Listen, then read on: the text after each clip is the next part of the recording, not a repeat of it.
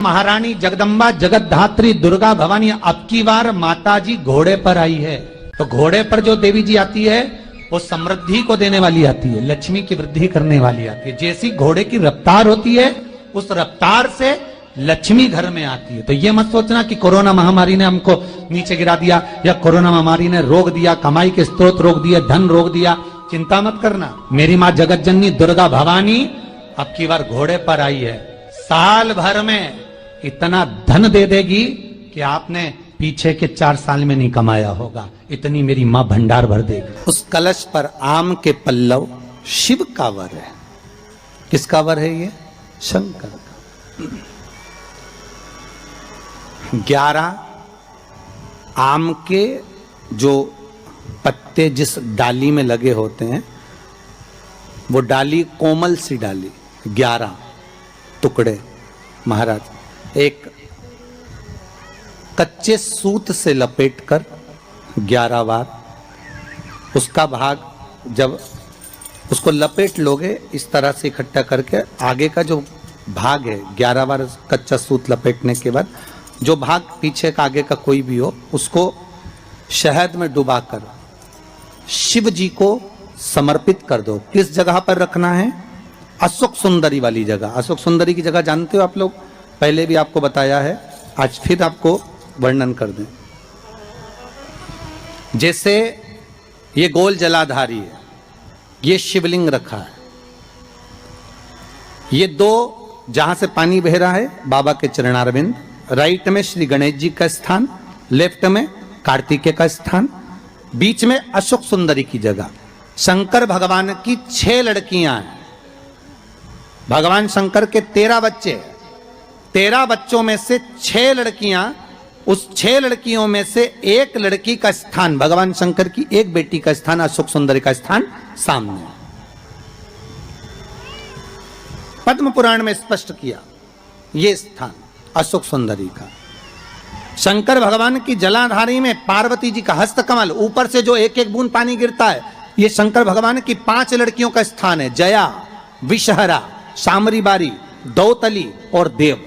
शंकर भगवान की 5 लड़कियां भगवान शंकर के मस्तक पे जल की धार गिरा रही हैं।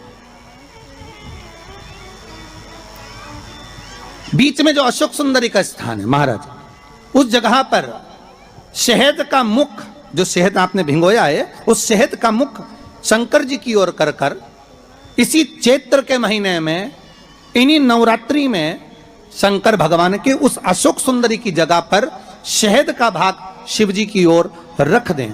महाराज अगर घर में संपदा की कमी हो या कोई पैसा खा गया हो, रुपया नहीं दे रहा हो, पैसा अटक गया हो, तो उस शहद को शिव जी की ओर मुख कर कर उस आम के पल्लव की जो डंडी है उसको 11 डंडी को वहां रख दीजिए और उससे अपनी कामना कर कर आ जाइए। हो सके उस शहद में से थोड़ा सा शहद किसी रुमाल पर, किसी कपड़े में लगाकर उसको रख लीजिए। जिस व्यक्ति से पैसे लेना है, जिस व्यक्ति से पैसे मांग रहे हो, उससे एक बार जाकर मिल लीजिए, एक बार उसको खबर कर दीजिए। बाबा चाहेगा भोलेनाथ तो नवरात्रि में ही पैसा वापिस आ जाएगा, अगर शिव कृपा कर देगा। ये बाबा की करुणा। आम का पल्लव कोई साधारण नहीं जिसको कलश के ऊपर रखा जाता है, शिव की कृपा। जिस आम के पेड़ पर स्वयं कामदेव चढ़कर भगवान शंकर के तीसरे नेत्र द्वारा जलकर भस्म हो जाते हैं, वो आम का पेड़ साधारण नहीं हो सकता, सहज नहीं है। और वैसे भी शिव शिव है महाराज। सबसे पहली नवरात्रि का व्रत किसने किया? उत्तर दीजिए। सबसे पहला नवरात्रि का व्रत, नवरात्रि की उपासना सबसे पहले किसने करी थी? भगवान राम ने। अश्विन के नवरात्रि में भगवान राम ने 9 दिन तक कलश की स्थापना कर कर लंकाधिपति रावण को मारने के लिए मां जगत जननी की आराधना करी। भगवान राम ने मां जगत जननी की आराधना, मां जगदम्बा की आराधना।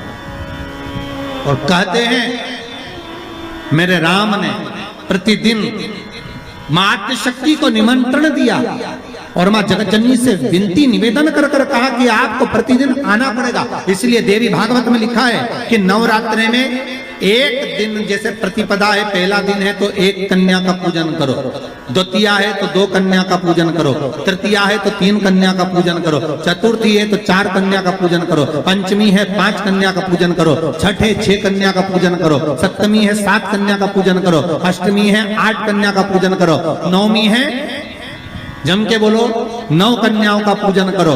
और अगर इस तरह से आप पूजन नहीं कर सकते नवरात्रि में, तो 9 कन्याओं का पूजन एक साथ या तो अष्टमी के दिन या नवमी के दिन कर दो, या मध्य में, बीच में भी आप कर सकते हो एक साथ। पर अगर आपकी कोई कामना है, आपकी कोई इच्छा है, मालूम पड़े, जैसे कई लोग कहते हैं कि हमारी इच्छा है, हमारी वो मकान नहीं बिक रहा, या हमारी वो जमीन नहीं खरीदी जा रही, या हमारी कोई कंपनी नहीं डल रही, या हमारे काम में ये अड़चन आ रही है, तो नवरात्रि में, 4 नवरात्रि में से किसी भी नवरात्रि में आप नियम बना लो कि एक कलश की स्थापना कर कर एक दिन में एक कन्या का पूजन कर कर उसको भोजन कराना, लाल वस्त्र देना, लाल चुनरी देना, दूसरे दिन में 2 कन्याओं का पूजन कर कर लाल वस्त्र ओढ़ाना, लाल चुनरी देना, तीसरे दिन में 3, चौथे दिन में 4, 5वें दिन में 5, ऐसे 7-9 दिन तक एक एक कन्याओं के क्रम को बढ़ाते बढ़ाते बढ़ाते बढ़ाते आप उस पूजन का विधान प्रबल कर सकते।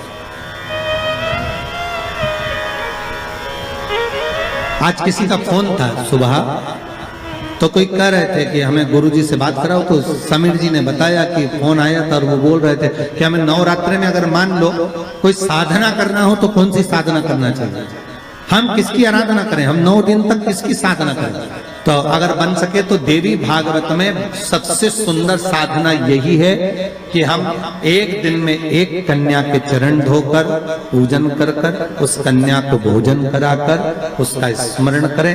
हाँ, ये जरूर है, तब आप किसी कन्या को एक दिन में 1, 2 दिन में 2, 3 दिन में 3, 4 दिन में 4, 5 दिन में 5, ऐसे नवरात्रि 4 बार जो नवरात्रि आती, किसी भी नवरात्रि में आप स्मरण कर उसका फल मिला।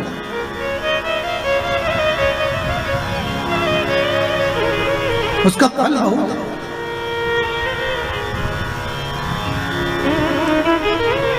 जैसे बेलपत्री का किया गया दान छिन्न नहीं माना गया। किस चीज का दान? जम के बोलिए जरा। बेलपत्री। बेलपत्री का किया गया दान छिन्न दान नहीं है, समाप्ति नहीं होती। बेलपत्री अगर आपने कोई आपसे कहा जी जी तुम्हारे यहाँ बेलपत्री लगी है, जरा 8-10 दे दोगी क्या? बिल्कुल। और उससे कहो बेलपत्र तू मत तोड़, हम तोड़ कर देते, और अपने हाथ से बेलपत्र निकाल कर उसको दो दान। ये छिन्न दान नहीं है, ये समाप्त नहीं होता। ये बेलपत्र का दान अविरल दान बढ़ता है।